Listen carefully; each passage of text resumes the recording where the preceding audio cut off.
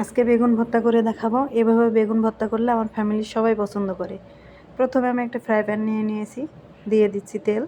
তেলটা গরম হওয়া পর্যন্ত অপেক্ষা করব।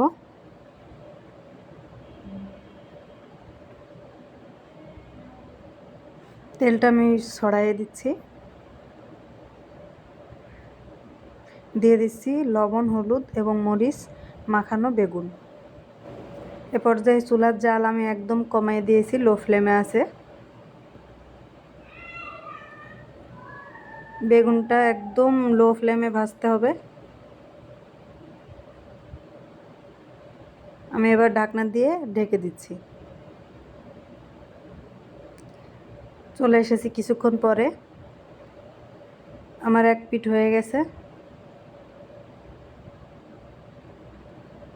উল্টিয়ে দিচ্ছি।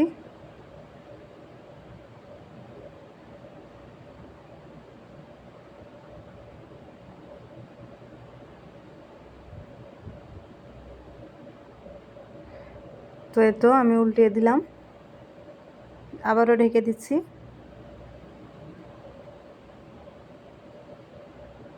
তো গাইস, কিছুক্ষণ পরে চলে এসেছি, আমার বেগুনটা ভাজা হয়ে গেছে। দেখুন কেমন ফেটে ফেটে গেছে। আমি আবারও উল্টিয়ে দিচ্ছি।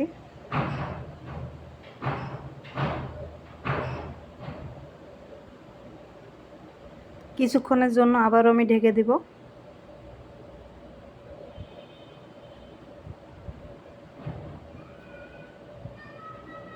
তো গাইস, আমার বেগুন ভাজা হয়ে গেছে।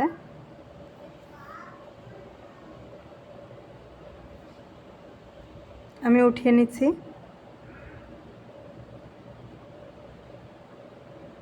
আমি এখানে কাঁচামরিচ নিয়েছি, পেঁয়াজ নিয়েছি এবং ধনিয়া পাতা কুচি নিয়েছি। এবার সব কিছু আমি ভালো করে মেখে নেব।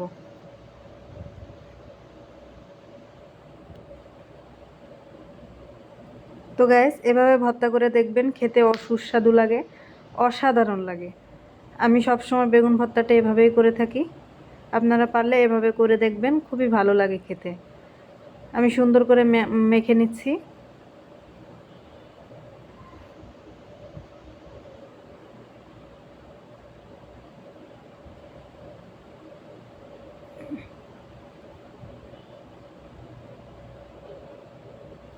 তো গাইস, আমার মাখা শেষ। আপনারাও এভাবে চেষ্টা করে দেখবেন, অনেক ভালো লাগে। তো আজকের ভিডিও এই পর্যন্তই। আল্লাহ হাফেজ।